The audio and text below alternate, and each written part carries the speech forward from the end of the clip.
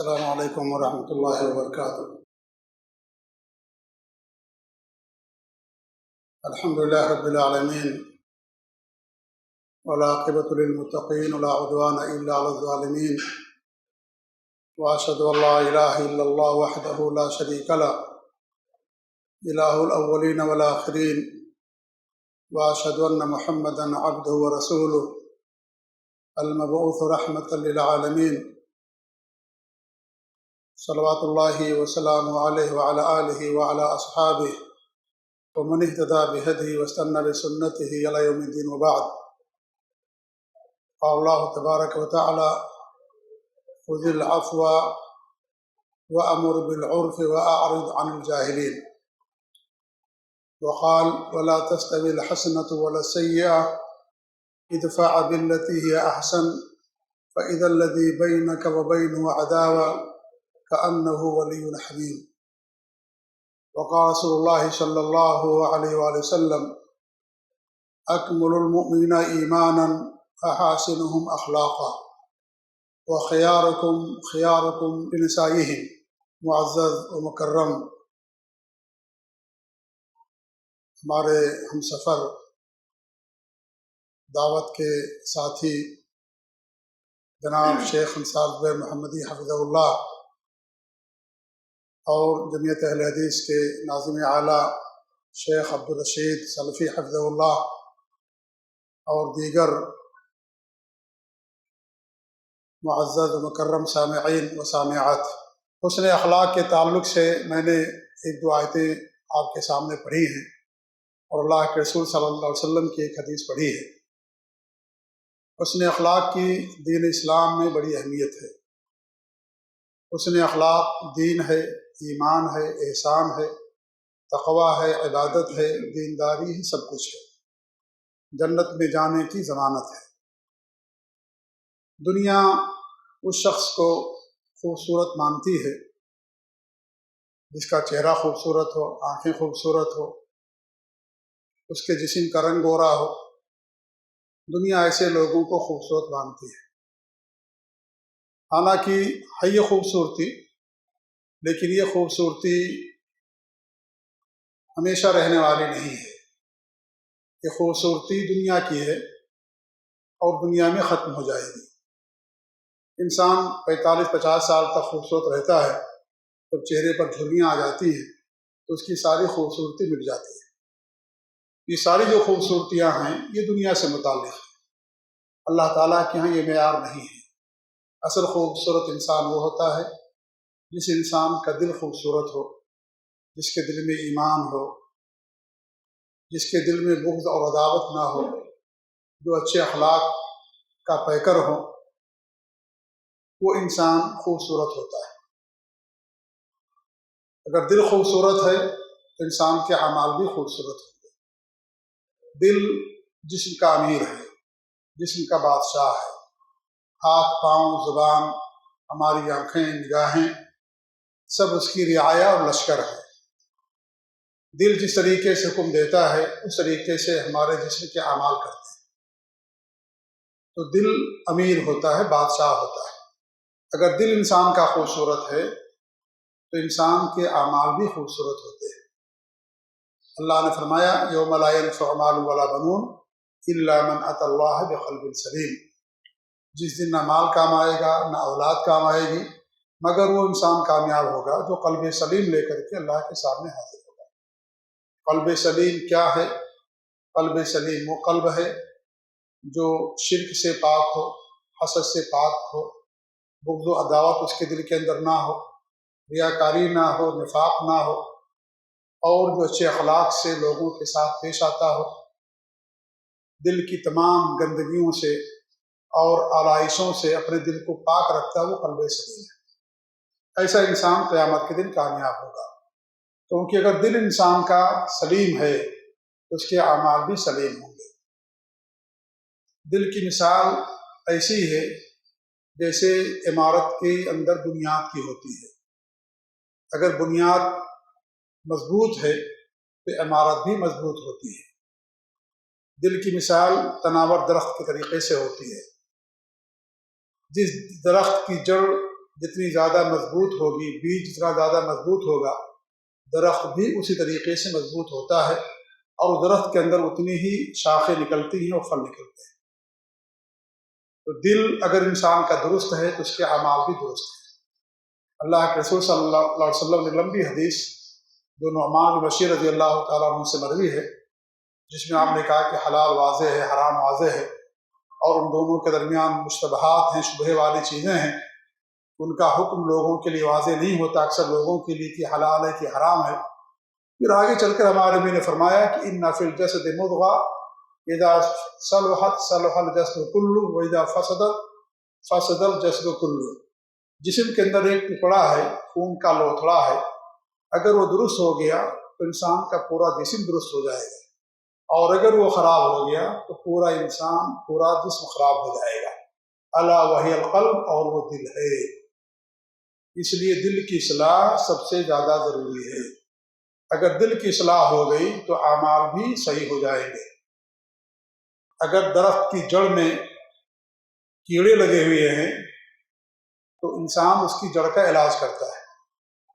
آپ پتیوں کو، پھولوں کو، ڈالیوں کو اگر علاج کریں گے تو اس کا صحیح علاج نہیں ہوگا۔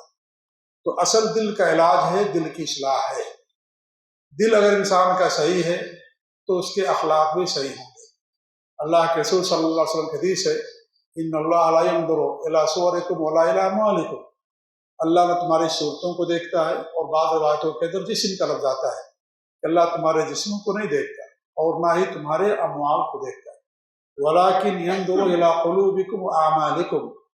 اللہ تمہارے دلوں کو اور تمہارے اعمال کو دیکھتا ہے۔ اگر دل درست ہے تو انسان کے اعمال بھی درست رہیں گے، اگر دل درست نہیں ہے تو انسان کے اعمال درست نہیں ہوں گے۔ انسان کے اندر دو طرح کی صفات ہوتی ہیں۔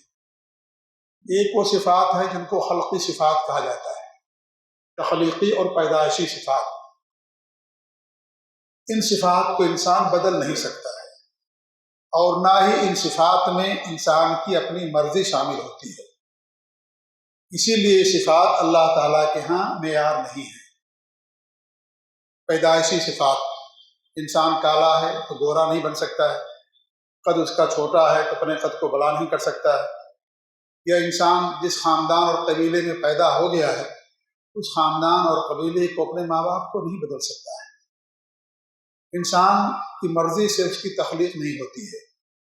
انسان اپنی مرضی سے جہاں چاہتا وہاں پیدا ہوتا، ایسا نہیں ہے۔ نہ اس کی مرضی کے مطابق اسے خوبصورتی یا اس کے جسم کی ساخت اسے دی جاتی ہے۔ اللہ تعالیٰ کی مشیت اور اللہ تعالیٰ کی مرضی کے مطابق، حکمت کے مطابق یہ ساری چیزیں ہوتی ہیں۔ اسی لیے اللہ تعالیٰ کے یہ معیار نہیں ہے۔ انسان اگر کالا ہے تو اللہ تعالیٰ کے یہاں مبغوض ہے، یا انسان کسی خاندان اور قبیلے میں ہے تو اللہ تعالیٰ کے اس کی کوئی حیثیت ہے؟ نہیں، ایسا نہیں ہے۔ ان صفات میں چونکہ انسان کا عمل دخل نہیں ہے، انسان کی اس میں کوئی مرضی شامل نہیں ہے، اس لیے صفات اللہ تعالیٰ کے ہاں معیار نہیں ہے۔ دوسری جو صفات ہوتی کسبی ہوتی ہیں، جسے انسان حاصل کرتا ہے علم سے، تجربے سے، لوگوں کے ساتھ رہنے سے۔ یہ صفات اچھی بھی ہو سکتی ہیں، بری بھی ہو سکتی ہیں۔ اگر آپ اچھے لوگوں کے ساتھ رہیں گے تو آپ کے اندر اچھی صفات پیدا ہوں گی، اگر برے لوگوں کے ساتھ آپ رہیں گے تو آپ کے اندر بری صفات پیدا ہوں گی۔ اسی لیے ہمارے نبی صلی اللہ علیہ وسلم نے اچھے لوگوں کے ساتھ رہنے کی تعلیم دی ہے، اور اچھی صحبت اختیار کرنے کا حکم دیا ہے۔ اور ہمارے نبی نے بڑی پیاری مثال دی ہے اچھی صحبت کی، عطر فروش سے۔ اگر آپ کسی عطر فروش سے دوستی کرتے ہیں تو آپ اس کے پاس جب جائیں گے تو آپ کو خوشبو ملے گی، آپ کا ذہن و دماغ معطر رہے گا، آپ ان سے خوشبو خرید سکتے ہیں، یا وہ آپ کو ہدیے اور تحفے میں خوشبو دے گا۔ جب تک آپ رہیں گے آپ کا دل و دماغ معطر رہے گا، کوئی بدبو آپ کو نہیں ہوگی۔ تو یہ اچھی صحبت کی مثال ہے کہ اچھے لوگوں کے ساتھ آپ اٹھے بیٹھیں گے، آپ بھی اچھے بنیں گے۔ نمازیوں کے ساتھ، موحدین کے ساتھ، متبعین سنت کے ساتھ، سلف صالحین کے عقیدے اور منہج پر رہنے والوں کے ساتھ اگر آپ رہیں گے تو آپ کا عقیدہ اور منہج بھی وہی ہوگا۔ اگر آپ برے لوگوں کے ساتھ رہیں گے، برے عقیدے والوں کے ساتھ رہیں گے تو آپ کا عقیدہ بھی برا ہوگا۔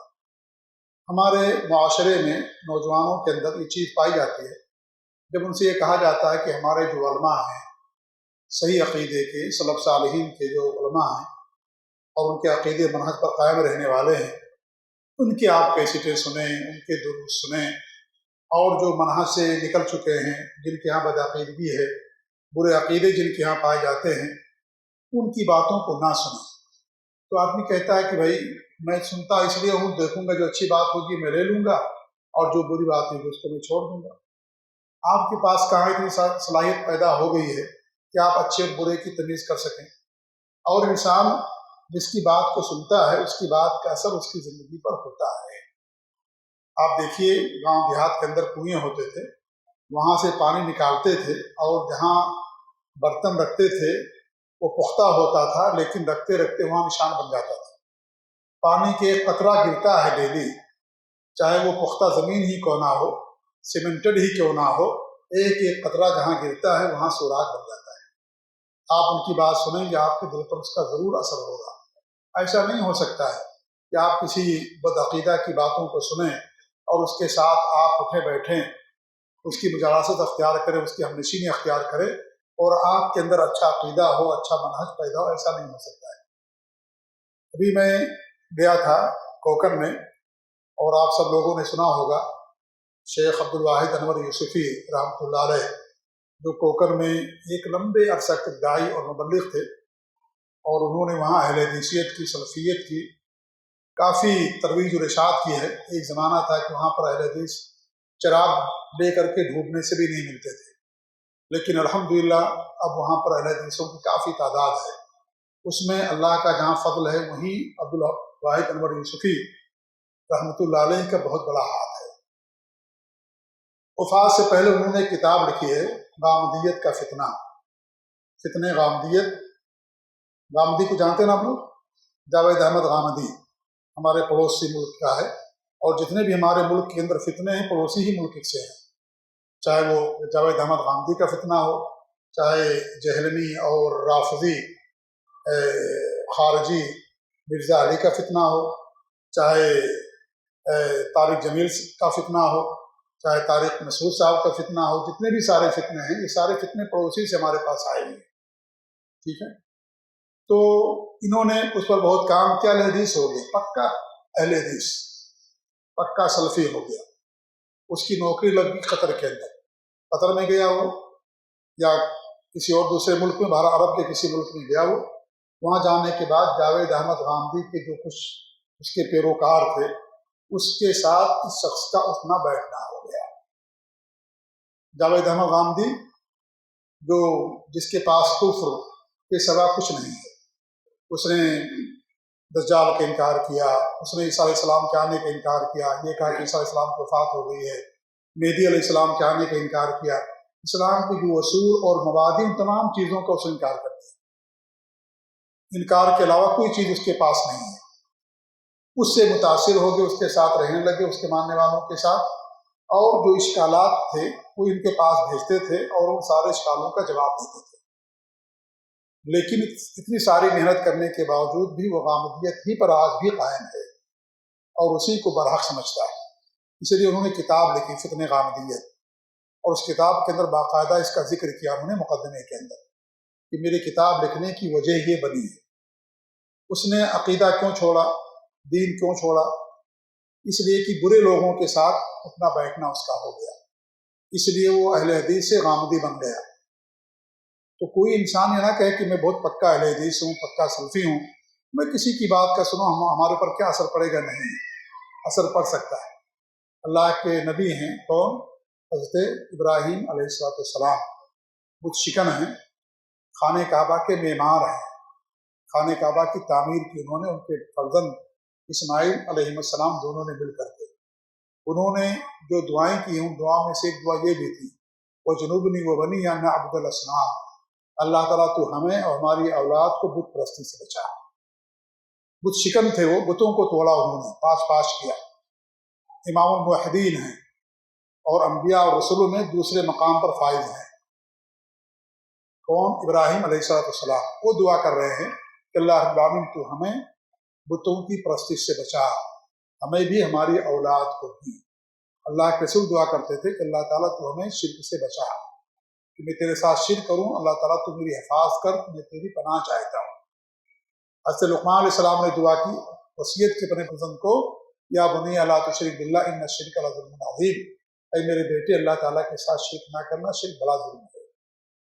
تو کبھی انسان کو اپنے اوپر اتنا اعتماد نہیں کر لینا چاہیے کہ میں تو اس مستویٰ لیول پر پہنچ گیا کہ کسی کی بات سنوں میرے اوپر کوئی اس کا اثر نہیں پڑتا۔ بڑے بڑے علماء تھے، وہ صحیح راستے سے بھٹک گئے، صحیح راستے سے بھٹک گئے۔ عمران بن حطان صحیح بخاری کے روات میں سے، ان کی چچاداد بہن تھی، خارجیہ تھی، خارجی، ٹھیک ہے۔ خارجی کن کو کہتے ہیں؟ جنہوں نے علی رضی اللہ عنہ کے خلاف خروج بغاوت کیا تھا، ان کو خارجی کہا جاتا، اور جو بھی ان کے عقیدے اور منہج کو اپنائے وہ خارجی ہے۔ بڑی خوبصورت تھی وہ، انہوں نے شادی کر لی اور اس نیت سے کیا کہ ہم اس کو اپنے مسلک میں لے آئیں گے، سلف صالحین کے عقیدے پر لے آئیں گے۔ یہ تو اس کو نہیں لا سکے، یہ خود خارجی بن گئے۔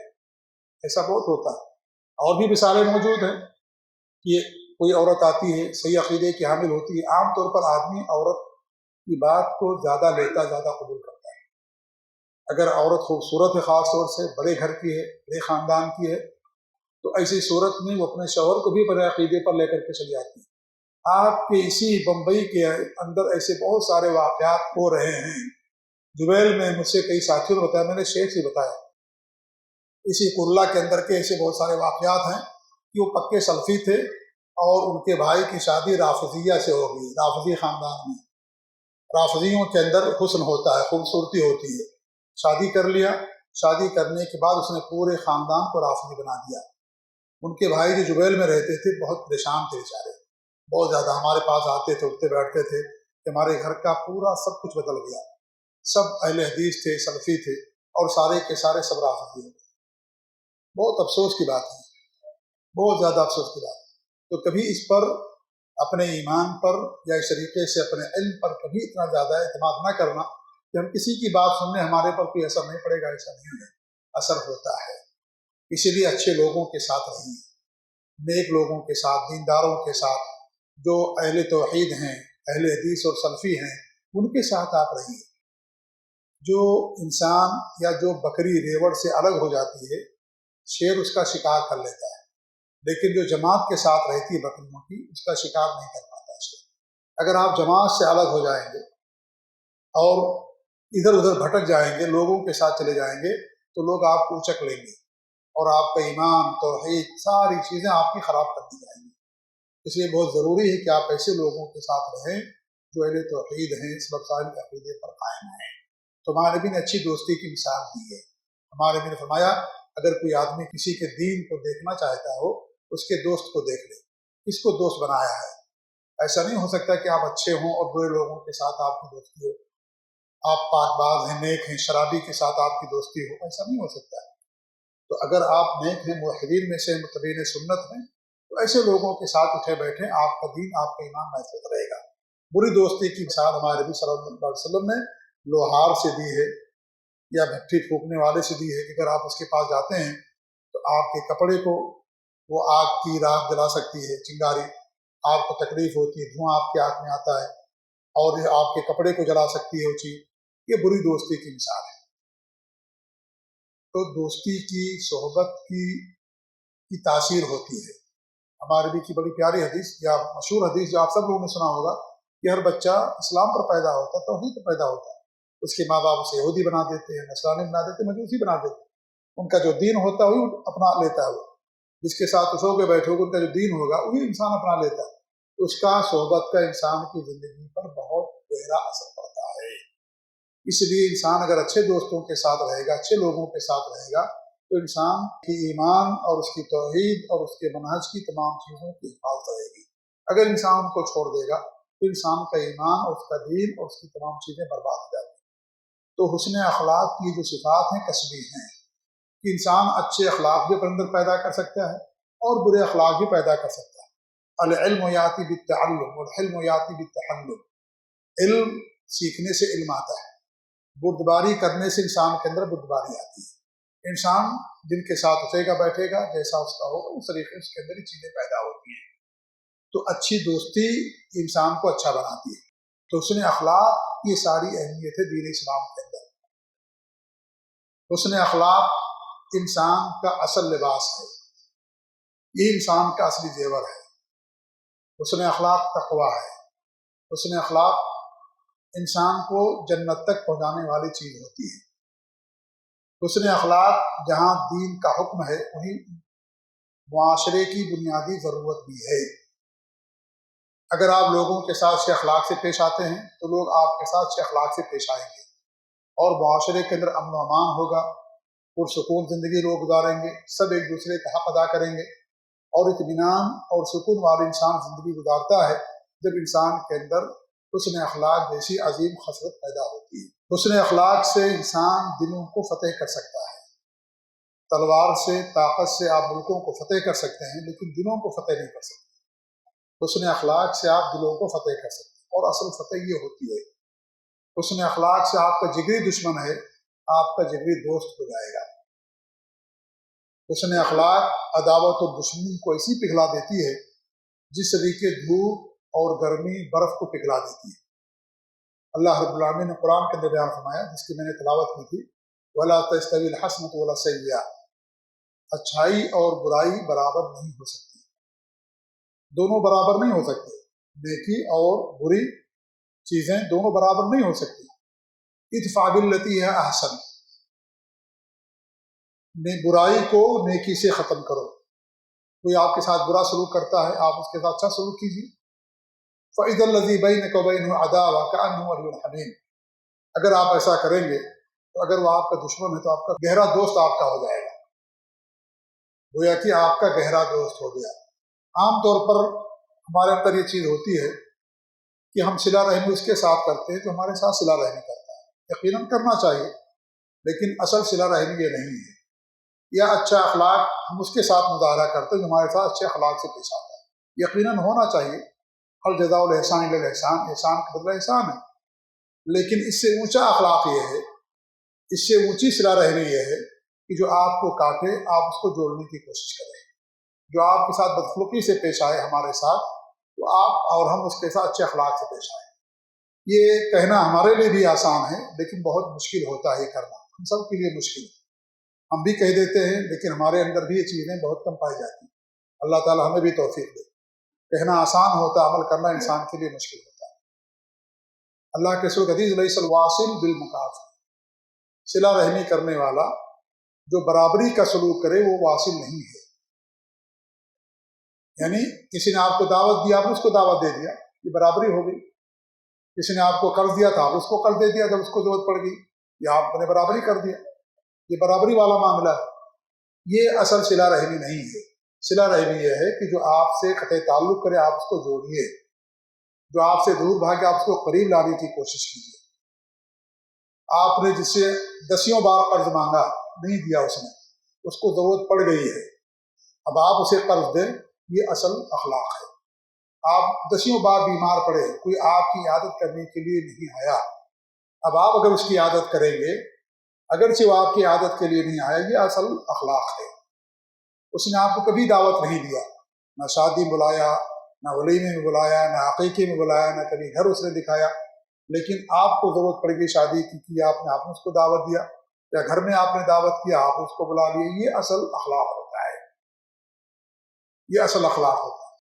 لیکن ہمارے یہاں ہوتا یہ ہے کہ ہمارے گھر کے اندر، ہمارے فریج کے اندر سامان خراب ہو جاتا ہے نا، سیب خراب ہو گیا، کیلا خراب ہو گیا، ہم اس کو پھینک دیتے لیکن اپنے پڑوسیوں کو نہیں دیتے۔ ہمارا حال یہ ہے کہ اپنے پڑوسیوں کا نام بھی ہم نہیں جانتے کہ ہمارا پڑوسی کون ہے۔ دوسروں سے پتہ چلتا ہے کہ ہمارا پڑوسی بیمار ہو گیا ہے، ہمیں دوسروں کو اطلاع دینی چاہیے کہ ہمارا پڑوسی بیمار ہے، لیکن ہمیں دور سے اطلاع ملتی ہے ادھر ادھر سے کہ ہمارا پڑوسی بیمار ہے۔ یہ صورتحال ہے۔ تو اخلاق یہ ہے کہ جو آپ کے ساتھ بدخلقی سے پیش آئے آپ اس کے ساتھ اچھے اخلاق سے پیش آئیے، جو آپ کے ساتھ قطع رحمی کرے آپ اس کے ساتھ صلہ رحمی کیجیے۔ ایک شاعر کہتا ہے انما الامم الاخلاق ما بقیت فانہم ذہبت اخلاقہم ذہبوا، امتیں اخلاق سے باقی رہتی ہیں، اگر اخلاق چلا گیا تو امتیں بھی ختم ہو جاتی ہیں، امتیں بھی ختم ہو جاتی ہیں۔ تو حسن اخلاق کی دین اسلام کے اندر بڑی اہمیت ہے۔ اس کی اہمیت کا اندازہ اس بات سے آپ لگا سکتے ہیں کہ ہمارے نبی صلی اللہ علیہ وسلم کی جو بعثت ہوئی ہے اس کے بہت سارے مقاصد تھے۔ انہی مقاصد میں سے ایک بڑا مقصد آپ کا یہ تھا حسن اخلاق کی تکمیل کرنا۔ وہ اس طول اتمم مکارم الاخلاق، میری بعثت اس لیے ہوئی ہے کہ میں مکارم اخلاق کی تکمیل کروں، اچھے اخلاق لوگوں کے اندر عام کروں۔ جہاں آپ کے آنے کا مقصد توحید خالص کی نشر و اشاعت، شرک کا خاتمہ، رسم و رواج کا خاتمہ تھا، وہیں آپ کی دنیا میں آنے کا مقصد یہ بھی تھا کہ اچھے اخلاق لوگوں کے اندر عام کرنا۔ اسی لیے اچھے اخلاق کے اندر نسخ نہیں ہوا ہے، نسخ اچھے اخلاق کے اندر نہیں ہے۔ جو اچھے اخلاق ہیں جب سے دنیا قائم ہے اس وقت سے اچھے اخلاق ہیں۔ وعدہ پورا کرنا، خندہ پیشانی سے ملنا، لوگوں کی ضرورتیں پوری کرنا، لوگوں کے کام آنا، لوگوں کو تکلیف نہ پہنچانا، ان کی ایذاؤں پر صبر کرنا، ان کی مدد کرنا، ان سے شر دور کرنا، جتنے بھی حسن اخلاق ہیں جب سے دنیا قائم ہے تب سے ساری چیزیں موجود ہیں۔ تو ہمارے نبی کی جو بعثت ہوئی ہے اس میں ایک مقصد یہ بھی تھا حسن اخلاق کی تکمیل کرنا۔ دین اسلام کی نشر و اشاعت حسن اخلاق کے ذریعے سے بھی ہوئی ہے۔ بڑے بڑے ملک، بہت سارے شہر اس لیے انہوں نے اسلام قبول کر لیا کہ جو وہاں تاجر گئے، جو مسلمان گئے اور ان کے ساتھ اچھا انہوں نے معاملہ کیا، اچھا ان کے ساتھ ویوہار کیا، حسن اخلاق سے پیش آئے، وعدہ خلافی نہیں کی، مال کے اندر کوئی غبن نہیں کیا، اور اس طریقے سے سچائی اور امانت داری، دیانتداری کے ساتھ پیش آئے، وہ لوگ ان کے حسن اخلاق سے متاثر ہو کر کے سارے کے سارے علاقے کے لوگ مسلمان ہو گئے۔ ہمارے نبی کے پاس لوگ آتے تھے اور آپ ان کے ساتھ حسن اخلاق سے پیش آتے تھے، پوری ریوڑ دے دیتے تھے بکریوں کا۔ وہ اپنے علاقے میں جا کر کے اعلان کرتا کہ بھائی میں تو اسی اللہ کے رسول صلی اللہ علیہ وسلم سے ملاقات کر کے آیا ہوں اور آپ کا اخلاق ایسا ہے۔ لوگ ان کی باتوں کو سن کر کے سارے کے سارے مسلمان ہو جائے۔ تو اسلام کی نشر و اشاعت کا ایک بہت بڑا ذریعہ حسن اخلاق بھی رہا ہے۔ آج اسلام کی ایک بڑی رکاوٹ ہماری بدخلقی بن گئی ہے۔ جو کبھی اسلام کی نشر و اشاعت کا ذریعہ تھی جو چیز، وہی آج اسلام کی نشر و اشاعت کی ایک بڑی رکاوٹ بن گئی ہے۔ لوگ بہت سارے ہماری بد اخلاقیوں کو دیکھ کر کے مسلمان نہیں ہوتے ہیں۔ حسن اخلاق دو چیزوں کے مجموعے کا نام ہے۔ ایک ہے بذل الخیر، لوگوں کو خیر اور فائدہ پہنچانا، لوگوں کو نفع پہنچانا، لوگوں کو نفع پہنچانا، کسی بھی طرح کا نفع۔ اور سب سے بڑا نفع کیا ہے کہ انسان کو توحید کی دعوت دینا۔ اگر کوئی آدمی شرک کر رہا ہے، آپ اسے توحید کی دعوت دیں۔ کسی کو آپ نے دیکھا کہ اس کے ہاتھ میں دھاگا ہے، آپ اس کو سمجھائیں کہ بھئی یہ جو آپ نے ہاتھ میں پہن رکھا ہے یہ حرام ہے، شرک ہے، ناجائز، اللہ کے رسول سے منع فرمایا۔ پیار کے ساتھ، محبت کے ساتھ آپ کو سمجھائیں۔ یہ غیرت ہم لوگوں کے اندر نہیں پائی جاتی، خاص طور سے ہم ہندوستانی مسلمانوں کے اندر۔ یہ غیرت سعودی عرب کے اندر آپ دیکھیں، شیخ بھی گواہ ہے کہ کوئی بھی وہاں پہنچتا ہے اور کسی کے ہاتھ میں دھاگا دیکھتے ہیں ان کو بے چینی ہو جاتی ہے، فوراً ہمارے پاس لے کر کے آتے ہیں۔ اس کا نام مسلمان اور دھاگا پہن کر کے رکھا ہے، تعویذ پہن کر کے رکھا ہے، لے کر کے آتے کہتے ہیں ان کو نصیحت کیجیے، ان کو سمجھائیے۔ کوئی غیر مسلم خدامہ عورت آتی ہے، سب سے پہلے اس سعودی عرب کی یا اس سعودی کی کوشش یہ ہوتی ہے کہ اسلام قبول کر لے، اور کتنی خدامائیں اسلام قبول کر رہی ہیں، ہزاروں کی تعداد میں اسلام قبول کر رہی ہیں۔ سب سے پہلے اس کی خواہش یہ ہوتی ہے کہ ہمارے گھر آئیے، اسلام قبول کر لے۔ وہ دعویٰ سینٹر لے کر کے آئے گا اور کہے گا کہ بھائی اس کی زبان فلاں زبان ہے، زبان اس کو کتاب دے دو، پمفلٹ دے دو، ٹیچر دے دو، نمبر لے کر جائے گا، بات کرائے گا، اور اسے کہ دھیرے دھیرے دھیرے جب اس پر کام کیا جاتا ہے الحمدللہ اسلام قبول کر لیتی ہے۔ تو سب سے پہلے اس کی خواہش یہی ہوتی ہے کہ ہمارے گھر آئی ہے، ہمارے وجہ سے اس کو اسلام مل جائے۔ اللہ کے رسول کہتے ہیں اگر تمہارے ذریعے سے کسی کو ہدایت مل گئی تمہارے لیے صرف فوٹو سے بہتر ہے۔ ان کی ہمیشہ اس بات کی تمنا و خواہش رہتی ہے، کسی کو بھی دیکھ لیا کہ اس کے ہاتھ میں دھاگا ہے، اس کو زبان نہیں معلوم، گاڑی میں بٹھایا، مرسڈیز گاڑی ہے، بہت بڑی گاڑی، ہمارے ہاں تو لوگ بٹھائیں گے نہیں، ہماری گاڑی گندی ہو جائے گی۔ گاڑی میں بٹھایا اور گاڑی لے کر کے دعویٰ سینٹر پہنچا اور لے کر کے اس کو اوپر لے کر کے آیا کہ دیکھو یہ آدمی ہے، اس کے ہاتھ میں دھاگا ہے اور میری زبان نہیں جانتا، میری عربی زبان ہے، آپ اس کو سمجھائیے۔ ہم اس کو سمجھاتے ہیں، کتنے دھاگے کو توڑا گیا وہاں پر، کتنے گھاس کینچی سے کاٹا گیا۔ اس طریقے سے یہ ہمارے پاس جذبہ، سب سے بڑا خیر یہی ہے، توحید خالص سے بڑا کوئی خیر دنیا کے اندر نہیں ہے، یہ سب سے بڑا خیر ہے۔ یہ خیر پہنچانے کی ہم کوشش کریں۔ ہمارے پڑوسی ہیں، आबाई दावा इसी मस्जिद में नमाज पढ़ते हैं, तो आप उनको खैर पहचानने की कोशिश करें, उसकी मदद करें और उसका ताउन करें, जो कुछ भी खैर की शक्ल है वो तमाम चीज़ों के साथ करें। दूसरी चीज़ है कफ़्फ़ु शर, लोगों से बुराई को रोकना, ईज़ा ना पहुँचाना, उसको बुराई से हटाना, ये दूसरी चीज़ है जो हुस्न अखलाक के दूसरा मजमुआ है कफ़्फ़ु शर का, कि आप उसको कभी ईज़ा ना पहुँचाएं, उसके ताल्लुक से कभी आप हसद ना करें, कभी बुग़्ज़ ना करें, अदावत दिल के अंदर लेकर के ना आए, उसे कोई तकलीफ पहुँच रही है आप उसकी मदद करें, उसको तकलीफ ना पहुँचाएं, शर उससे रोकें। और सबसे बड़ा शर क्या है? शिर्क है। शिर्क से बड़ा कोई शर दुनिया के अंदर नहीं है। सबसे बड़ा मुनकर शिर्क है, सबसे बड़ा जो है शर शिर्क है, सबसे बड़ी बुराई शिर्क है दुनिया के अंदर, इससे बड़ा कोई शर नहीं दुनिया के अंदर। तमाम शर की जड़ है ये शिर्क, अल्लाह रब्बुल आलमीन के साथ शिर्क करना। आप किसी के अंदर देखते हैं, आप उसको समझाएं प्यार से, मोहब्बत से उसको समझाएं, लड़ाई नहीं करना, झगड़ा नहीं करना, हिकमत के साथ अच्छे अंदाज में आपको समझाएं। अगर मान के अल्हम्दुलिल्लाह नहीं मानता तो भी अल्हम्दुलिल्लाह आपकी जिम्मेदारी अदा हो गई। ये जज्बा हमारे अंदर होना चाहिए कि हम खैर पहुंचाएं और लोगों को शर से रोकें। बेहतर इंसान हुआ है जो लोगों को नफ़ा भी पहुंचाता है और शर से भी रोकता है। दूसरे दर्जे का इंसान हुआ है जो लोगों को नफ़ा तो नहीं पहुंचाता लेकिन शर भी नहीं पहुंचाता, उसके अंदर कम से कम एक खूबी है कि शर नहीं पहुंचाता। क्योंकि कुछ लोग ऐसे होते हैं जो नफ़ा तो पहुंचाना दूर की बात है, हमेशा आपके रास्ते में रोड़े अटकाएंगे, शर पहुंचाने की कोशिश करेंगे, आपकी कामयाबियों से कभी खुश नहीं होंगे, हमेशा आपके साथ बुरा सलूक करेंगे, शर पहुंचाने की कोशिश करते हैं। तो शर नहीं पहुंचा रहा है, दूसरे दर्जे का इंसान है। तीसरा वो है जो नफ़ा ना पहुंचाए, शर भी पहुंचा रहा है, ये सबसे बुरा इंसान है। नफ़ा तो नहीं पहुंचा सकता क्योंकि उसकी खसलत ही और उसकी फितरत ही ऐसी होती है कि शर उसकी फितरत के अंदर दाखिल होता है, लिहाजा वो लोगों को शर ही पहुंचाना चाहता है। तो ये सबसे बुरा इंसान होता है। हुस्न अखलाक के दो पहलू हैं, मैंने एक पहलू आपके सामने बयान किया है, वो है मखलूक के साथ अच्छे अखलाक से पेश आना। मखलूक में इंसान भी है, इंसान में हर धर्म के लोग मौजूद हैं, मखलूक में जानवर भी है। हमारा इस्लाम में जानवरों के साथ भी हुस्न अखलाक के साथ पेश आने की तालीम देता है। यानी कि जानवर है तो आप उनको सताएं, उनको मारे पीटे, उनकी ताकत से ज़्यादा उनके ऊपर बोझ डालें, ज़्यादा काम ले, खाना ना दें, चारा ना दें, पानी ना दें, उसको काम ले उससे, ये चीज़ भी शरीयत के अंदर जायज़ नहीं। आप देखें हमारा इस्लाम कितना प्यारा दीन है, कितने अच्छे अखलाक वाला दीन है कि हर मखलूक के साथ भी अल्लाह दीन इस्लाम के अंदर उसने अखलाक से पेश आने की तालीम दी।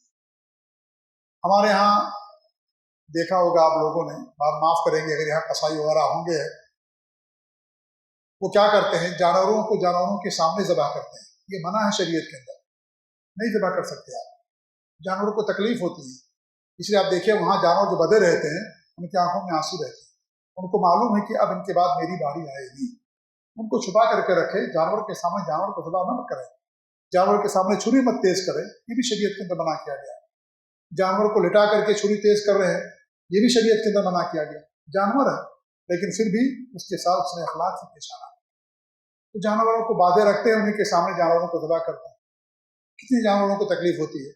अगर ये हमारे साथ मामला हो जाए कि फांसी का हुक्म दे दिया गया, फांसी लगने वाली 10, 12, 20 लोगों को, और सबको कतार के अंदर बैठा दिया जाए कि बारी बारी सबकी फांसी होने वाली, कितनी तकलीफ इंसान को पहुंचेगी, या बारी बारी को ख़त्म किया जाएगा, कितनी तकलीफ इंसान को पहुंचेगी। जानवर हैं, शऊर रखते हैं, एहसास रखते हैं, अगरचे ज़ुबान उनके पास नहीं है, बोल नहीं सकते, लेकिन एहसास उनके पास रहता है। इसलिए आप देखो चिल्लाएंगे और इस तरीके से उनकी आंखों में आंसू रहता है। क्यों रहता है? इसलिए कि जानते कि इसके बाद मेरी बारी आएगी, उसी के सामने खून में तड़पता है जानवर, कहता है कि मुझे भी इसी ज़बह किया जाएगा, मेरे साथ भी मामला होने वाला है। तो बाकायदा उनकी आंखों में आंसू रहता है। शरीयत के अंदर मना किया गया, बेदर्दी बेरहमी है ये, जानवरों के साथ भी इसमें सलूक से इंसान को पेश आना। जानवर नहीं बल्कि दरख्तों के साथ भी हमारे इस्लाम ने हमें उनके साथ अच्छे अखलाक से पेश आने का हुक्म दिया। दरख्त तनावर है, सायादार है, उसके नीचे पेशाब करना, उसके नीचे पैखाना करना, जहाँ लोग साया हासिल करते हैं, ये मना है शरीयत की, जायज़ नहीं है। इंसान जाकर के वहाँ पर जो है ये फलदार दरख्त है, जाकर के इंसान वहाँ कज़ाए हाजत करे, वहाँ जाकर के इंसान जो है पेशाब करे, शरीयत के अंदर मना किया गया। तो कितना प्यारा दीन है दीन इस्लाम हमारा, لیکن باتیں تو بہت ہیں، ہمارے اندر اس کے پاس اس کے مطابق عمل نہیں ہے۔ اسی لیے بہت سارے غیر مسلموں کا میں نے تبصرہ پڑھا، وہ حج پر آئے یا اس طریقے سے لوگوں سے ملاقات ہوئی، تو انہوں نے کہا کہ اللہ کا شکر ہے کہ مسلمانوں کو دیکھنے سے پہلے ہم نے اسلام قبول کر لیا، اگر مسلمانوں کو دیکھتے تو ہم اسلام نہیں قبول کرتے، مسلمانوں کو دیکھتے اسلام نہیں قبول کرتے، ان کو دیکھنے سے، ان کے ساتھ اٹھنے بیٹھنے میل جول سے پہلے ہم نے اسلام قبول کر لیا۔ کیوں؟ اس لیے کہ ہماری بدخلقی، ہماری بے ایمانی، ہماری چٹنگ، ہماری دھوکہ دہی، ہمارا لوگوں کے ساتھ برا برتاؤ، یہ سب چیزیں آج ہمارے اندر آ رہی ہیں، یہ بہت بڑے عیب کی بات ہے مسلمانوں کی۔ دوسری چیز جو ہے جس کا پہلو اللہ کی ذات سے ہے، حسن اخلاق عام طور پر لوگ سمجھتے ہیں بندوں کے ساتھ اچھے اخلاق سے پیش آنا، یقیناً بہت اہم ہے بندوں کے حقوق، لیکن اس سے زیادہ حسن اخلاق یہ اہم یہ ہے کہ انسان اللہ تعالیٰ کے ساتھ حسن اخلاق سے پیش آئے۔ میں نے ایک حدیث آپ کے سامنے پڑھی ہے، وہ حدیث ہمارے بھی فرماتے اکملون ایمان احسنہم اخلاقا یا احسنہم خلقا، یہ کامل ایمان والے وہ ہیں جن کے اچھے اخلاق ہیں۔ کامل ایمان معلوم ہوا کہ حسن اخلاق ایمان ہے۔ اللہ کے رسول سے پوچھا گیا کہ سب سے بہتر ایمان کے بارے میں کہ سب سے افضل ایمان کیا ہے، آپ نے کہا حسن الخلق، اچھا اخلاق۔ مولوی نے فرمایا اللہ تعالیٰ کے ساتھ حسن اخلاق کیا ہے؟ اللہ تعالیٰ کے ساتھ حسن اخلاق اللہ پر ایمان لانا ہے، اللہ کی وحدانیت کا اقرار کرنا ہے، اللہ رب العالمین کے ساتھ شرک نہیں کرنا ہے، اللہ تعالیٰ کے ساتھ شرک نہیں کرنا، یہ اللہ تعالیٰ کے ساتھ حسن اخلاق ہے۔ اگر انسان بندوں کے ساتھ حسن اخلاق سے پیش تو آتا ہے، لیکن اللہ تعالیٰ کے ساتھ حسن اخلاق سے پیش نہیں آتا ہے، کہ بندوں کے حسن اخلاق کا اللہ تعالیٰ کے کوئی فائدہ نہیں ہوگا۔ سب سے بڑا حق اللہ کا ہے، سب سے بڑی ذات اللہ رب العالمین کی ہے، لہذا اس کا حق بھی سب سے بڑا ہے، اور اس کا بڑا حق یہ ہے کہ اللہ تعالیٰ کے ساتھ انسان حسن اخلاق سے پیش آئے، خالص اللہ کی بات کرے، اللہ تعالیٰ کے ساتھ کسی کو شریک نہ ٹھہرائے، تمام عبادات کو خالص اللہ کے لیے کرے، نماز، روزہ، حج، زکوٰۃ، قربانی سب اللہ تعالیٰ کے لیے کرے، کیونکہ حسن اخلاق ایمان ہے۔ کوئی بھی نیکی ہے دنیا کے اندر، اس نیکی کا ایک پہلو اللہ تعالیٰ کی ذات سے ہوتا ہے، کوئی بھی پہلو۔ شرم ہے اسلام کے اندر، حیا بندوں کے ساتھ بھی، اللہ تعالیٰ کے ساتھ بھی حیا۔ اگر انسان بندوں کے ساتھ حیا کرتا ہے اور بندوں کے ساتھ کوئی نہ شراب پیتا، نہ بیڑی پیتا، نہ ان کے ساتھ بدکلامی کرتا ہے، لیکن اللہ تعالیٰ کے ساتھ بے حیائی کرتا ہے، اللہ تعالیٰ کے ساتھ شرک کرتا ہے، یہ سب سے بڑا بے حیا انسان ہے۔ اس لوگوں کے ساتھ اچھے اخلاق یا حیا کے ساتھ پیش آنے کے جو معاملات کچھ بھی فائدے مند قیامت کے دن نہیں ہوں گے، جب تک کہ انسان کا اللہ تعالیٰ کے ساتھ اچھا اخلاق نہیں ہوگا۔ شرک کرنے والا سب سے بدخلق انسان ہے، شرک کرنے والا سب سے ظالم انسان ہے، شرک کرنے والا سب سے بے حیا انسان ہے۔ بے حیا، جیسے کوئی آدمی ماں باپ کے ساتھ بے حیائی کرے کسی لڑکی کے ساتھ، یا ماں باپ کے سامنے، بڑے بزرگوں کے سامنے برا کام کرے، کہیں کتنا بے حیا انسان ہے۔ ایسے جو انسان اللہ تعالیٰ کے ساتھ شرک کرتا ہے وہ دنیا کا سب سے بے حیا انسان ہے، اس سے بڑا بے حیا انسان نہیں ہے۔ اللہ تعالیٰ کی دنیا میں رہتا، اللہ کی کائنات میں اللہ کی دی ہوئی نعمتیں استعمال کرتا، اللہ تعالیٰ کے ساتھ شرک کرتا ہے۔ ایک بزرگ کا احترام کرے گا، وہ کسی بزرگ کو دیکھے گا سگریٹ پیتا، سگریٹ پیچھے کر لے گا، لیکن اللہ تعالیٰ کے سامنے سگریٹ پیتا ہے، اللہ کے سامنے شراب پیتا ہے، بے حیائی کرتا ہے، اس کو ذرہ برابر احساس نہیں ہوتا ہے۔ تو سب سے بڑی بے حیائی یہی اللہ رب العالمین کے ساتھ شرک کرنا ہے۔ اگر کوئی ایسا انسان ہے جس کے پاس دنیا کی ساری نیکیاں موجود ہے، سب کچھ اس کے پاس موجود ہے، نماز کا پابند ہے، تہجد گزار ہے، پیشانی پر سجدے کے نشانات ہیں، کپڑے ٹخنے سے اوپر، داڑھی خوب لمبی، دنیا کا ہر خیر کا کام کرتا، مسجد مدرسے کی تعمیر کرتا، رفاع عام کا کام کرتا، یتیموں اور غریبوں بیواؤں کی سب کی مدد کرتا ہے، وہ ہر خیر کا کام کرتا ہے، لیکن جو سب سے بڑا خیر ہے، جو سب سے بڑا حسن اخلاق ہے، اللہ تعالیٰ کے ساتھ کہ اس کے ساتھ شرک نہ کرنا، خالص کی بات کرنا، یہ اگر اس کے پاس نہیں ہے تو ایسے انسان کی مغفرت نہیں ہوگی، ایسا انسان جنت کی خوشبو سے بھی محروم رہے گا، ایسا انسان جنت کے اندر داخل نہیں ہو سکتا۔ ان اللہ لا یغفر ان یشرک بہ ویغفر ما دون ذلک لمن یشاء، اللہ رب العالمین شرک کے علاوہ ہر گناہ معاف کر سکتا ہے، لیکن شرک کو کبھی معاف نہیں کرے گا۔ ہمارے سلف صالحین نے بیان کیا ہے کہ یہ قرآن کریم کی سب سے ایسی آیت ہے جو سب سے زیادہ دل دہلا دینے والی بھی آیت ہے اور سب سے زیادہ امید افزا بھی آیت ہے۔ دل دہلا دینے والی ان لوگوں کے لیے جو اللہ تعالیٰ کے ساتھ شرک کرتے ہیں اور دنیا کا ہر خیر کا کام کرتے ہیں اور یہ سمجھتے ہیں کہ میری مغفرت ہو جائے گی۔ نہیں ہوگی مغفرت، اللہ نہیں معاف کرے گا۔ ہر خیر ہے لیکن نیکی جو سب سے بڑی ہے، بڑا خیر، وہ آپ کے پاس نہیں ہے تو اللہ تعالیٰ نہیں معاف کرے گا۔ ساری نیکیوں کو اللہ تعالیٰ ذرات کی شکل میں اڑا دے گا۔ جو انسان سمجھتا ہے کہ بہت اچھا عمل ہے، ان اعمال کے اللہ تعالیٰ کے کوئی حیثیت نہیں ہوگی، اللہ تعالیٰ ان اعمال کو اڑا دے گا کیونکہ ان کے پاس اللہ تعالیٰ کے ساتھ توحید خالص نہیں ہے۔ تو یہ ان اللہ لا یغفر ان یشرک بہ، یہ سب سے زیادہ دہلا دینے والی، ڈرانے والی آیت اگر ہے قرآن کریم کے اندر، یہ آیت کریم اس آیت کا پہلا حصہ۔ دوسرا جو حصہ ہے اہل توحید کے لیے، اہل ایمان کے لیے، جو شرک سے اپنے آپ کو بچاتے ہیں، ان لوگوں کے لیے سب سے زیادہ امید افزا آیت ہے کہ اللہ تعالیٰ تمہارے ہر گناہ کو معاف کر دے اگر تم نے اللہ تعالیٰ کے ساتھ شرک نہیں کیا ہے۔ وَيَغْفِرُ مَا دُونَ ذَلِكَ لِمَن يَشَاءُ، انسان آسمان تک گناہ لے کر کے آئے گا لیکن اس کے پاس شرک نہیں کیا ہوگا، وہ یہ نیکی ہوگی، اللہ تعالیٰ اس کے سارے گناہوں کو معاف کر دے گا۔ لیکن انسان اگر شرک لے کر کے جائے گا اور اس کے پاس دنیا کے اندر بہت سارے نیکیوں کا اور اعمال کا پہاڑ ہوگا، ان اعمال کے پہاڑ کو اللہ رب العالمین ذرات کی شکل میں اڑا دے گا، اس کا کوئی فائدہ نہیں ہوگا، اللہ تعالیٰ اس آدمی کی مغفرت نہیں کرے گا۔ سب سے زیادہ امید افزا اگر کوئی آیت ہے اہل ایمان کے لیے، ان لوگوں کے لیے جو اللہ تعالیٰ کے ساتھ شرک نہیں کرتے۔ ابھی میں مدینہ گیا تھا تو فجر کی نماز میں گیا تو شیخ عبدالرزاق البدر حفظہ اللہ کا درس ہوتا ہے وہاں پر، ہر فجر کی نماز کے بعد درس ہوتا ہے تفسیر سعدی۔ اتفاق سے اسی آیت کی تفسیر تھی اس دن فجر کی نماز کے لیے جب میں گیا تھا۔ جب یہ آیت پڑھ رہے تھے اور اس کی تفسیر کر رہے تھے تو تقریباً 10-15 منٹ تک ان کی ہچکیاں بچ گئی۔ جب انہوں نے یہ کہا کہ اہل توحید کے لیے، اہل ایمان کے لیے سب سے امید افزا آیت ہے، 15 منٹ تک ان کی زبان نہیں حرکت کر سکی ان کی، اور یعنی اس طریقے سے تاثیر اس آیت کا ان کے اوپر ہوا کہ یعنی کچھ بول نہیں پا رہے تھے کہ سب زیادہ امید افزا آیت ہے، اور یہ کہ ہم اتنے گنہگار ہیں لیکن اللہ رب العالمین کی رحمت کتنی وسیع ہے کہ انسان اگر شرک نہیں کرے گا تو اللہ تعالیٰ اس کی مغفرت کر سکتا ہے۔ اور وہ جو آیت ہے جو سورہ زمر کی قل یا عبادی الذین اسرفوا علی انفسہم لا تقنطوا من رحمۃ اللہ ان اللہ یغفر الذنوب جميعا، یہ جو آیت ہے یہ ان لوگوں کے لیے ہے جو جنہوں نے توبہ کر لیا ہے، یہ ان لوگوں کے لیے جنہوں نے توبہ کر لیا۔ اللہ نے کیا فرمایا کہ اللہ تمہارے تمام گناہوں کو معاف کر دے گا، تمام گناہوں کو، توبہ کے بعد تمام گناہوں کی مغفرت۔ اگر توبہ نہیں کیا اور شرک پر مر گیا اس کی مغفرت نہیں ہوگی۔ تو اس آیت سے بہت سارے لوگوں کو دھوکہ ہے کہ اللہ تعالیٰ تمام گناہ معاف کر دے گا، شرک بھی معاف کر دے گا۔ پھر اس آیت کا کیا حکم ہوگا جس میں اللہ نے فرمایا کہ اللہ شرک نہیں معاف کرے گا؟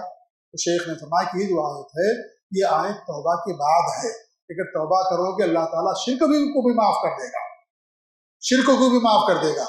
اور توبہ کے علاوہ دیگر گناہ ہیں، اگر آپ نے توبہ نہیں کی اللہ کی مشیت، اللہ تعالیٰ چاہے تو معاف کرے چاہے تو معاف نہ کرے، لیکن اگر توحید خالص سے شرک نہیں کیا ہے تو ایک نہ ایک دن ضرور آپ جنت کے اندر آئیں گے۔ اس کا مطلب یہ نہیں ہے کہ ہم گناہ کرتے جائیں، شرک نہیں کیا گناہ کریں، لوگوں پر ظلم کریں، جائیدادوں پر قبضے کریں، گھروں پر قبضے کریں، دکانوں پر قبضے کریں، یا اس طریقے سے کریں کہ ہم تو اہل حدیث ہیں، اہل توحید ہیں، یہ چیز نہیں ہونی چاہیے، یہ چیز نہیں ہونی چاہیے۔ الحمدللہ ہمارے لیے سعادت کی بات ہے کہ ہاں اہل حدیث الحمدللہ شرک نہیں کرتے ہیں، اور یہ عہد بھی کہ اللہ تعالیٰ کے ساتھ شرک نہیں ہوگا، لیکن پھر بھی اہل حدیث اس طرح کی جرات اللہ تعالیٰ کے ساتھ نہیں کرتا ہے کہ میں توحید والا ہوں، جو بھی کروں سب اللہ معاف کر دے گا ایک دن۔ دنیا کی آگ نہیں برداشت کر سکتے، جہنم کی آگ برداشت کر سکیں گے؟ دنیا کی دھوپ نہیں برداشت ہوتی ہے، سخت دھوپ ہو، سورج کو ہم نہیں دیکھ پاتے، ہماری آنکھیں اتنی کمزور ہیں اور ہم نہیں برداشت کر سکتے ہیں، تو کیا جہنم کی آگ کو ہم برداشت کر پائیں گے؟ کبھی انسان کو اپنی زبان سے ایسی بات نہیں کہنی چاہیے۔ تو سب سے بڑا حسن اخلاق اللہ تعالیٰ کے ساتھ ہے، اسی حسن اخلاق پر دوسرے حسن اخلاق کا دعو مدار ہے۔ اگر انسان بندوں کے ساتھ سے اخلاق کرتا ہے اللہ تعالیٰ کے ساتھ بھی الحمدللہ دنیا کا سب سے بہتر انسان ہے، اچھے لوگوں میں سے وہ جنت کا حقدار ہوگا وہ۔ لیکن اگر ایک انسان اللہ تعالیٰ کے ساتھ بدخلقی، لوگوں کے ساتھ حسن اخلاق، یہ دنیا کا سب سے برا انسان ہے، سب سے ظالم انسان ہے۔ لیکن ایک انسان ایسا ہے جو بندوں کے ساتھ برا سلوک تو کرتا ہے لیکن اللہ تعالیٰ کے ساتھ کبھی شرک نہیں کرتا، ایک بڑی خوبی اس کے پاس موجود ہے، حسن اخلاق اللہ تعالیٰ کے ساتھ توحید کی فضیلت اس کے پاس موجود ہے۔ تو سب سے بڑا حسن اخلاق اللہ رب العالمین کے ساتھ، اس لیے ہمارے نبی نے حسن اخلاق کو ایمان قرار دیا۔ یہ حسن اخلاق ہوگا تب انسان کو نجات ہوگی۔ دنیا والے حسن اخلاق سے، بندوں کے ساتھ حسن اخلاق سے انسان کی نجات نہیں ہو سکتی۔ اس لیے جہاں بھی کہا گیا ہے کہ حسن اخلاق سب سے بڑی نیکی، جنت کے ترازو میں سب سے اونچی چیز ہوگی یا وزنی چیز ہوگی، حسن اخلاق، اللہ تعالیٰ پر ایمان، اللہ تعالیٰ کے ساتھ شرک نہ کرنا، یہ اگر چیز انسان کے پاس ہے، یہ سب سے بڑی سعادت اور سب سے بڑی خوبی انسان کے پاس ہے۔ اللہ تعالیٰ سے دعا ہے کہ اللہ رب العالمین ہمیں ہر طرح کے حسن اخلاق سے آراستہ پہ راستہ فرمائے، بندوں کا حق ادا کرنے کی بھی توفیق دے، اور اللہ رب العالمین ہم سب کو توحید خالص پر رکھے۔ اللہ تعالیٰ ہم سب کو شرک سے، بدعات اور خرافات سے اللہ تعالیٰ ہم سب کو محفوظ رکھے، آمین۔ وصلی اللہ علی محمد وعلی آلہ وصحبہ اجمعین۔ میں اس مسجد کے ذمہ داران کا بھی شکریہ ادا کرتا ہوں کہ انہوں نے ہمیں موقع دیا اور ذائقین مسجد میں کچھ کہنے کے لیے مجھے شرف حاصل ہوا۔ اللہ رب العالمین سب کی محنتوں اور کوششوں کو قبول فرمائے، آمین رب العالمین۔ جزاکم اللہ خیر۔ وصلی اللہ محمد وعلی آلہ وصحبہ اجمعین۔ السلام علیکم ورحمۃ اللہ وبرکاتہ۔ ایسے ہی فائدہ مند اسلامک ویڈیوز دیکھنے اور منہج سلف پر کتاب و سنت کی تعلیمات کو عام کرنے میں ہمارا تعاون کریں، تاکہ آپ کے لیے ذریعہ نجات، جنت کے حصول کا سبب، ساتھ ہی مال میں برکت و اضافے کا ذریعہ بھی بنے، آمین۔ جزاک اللہ خیرن۔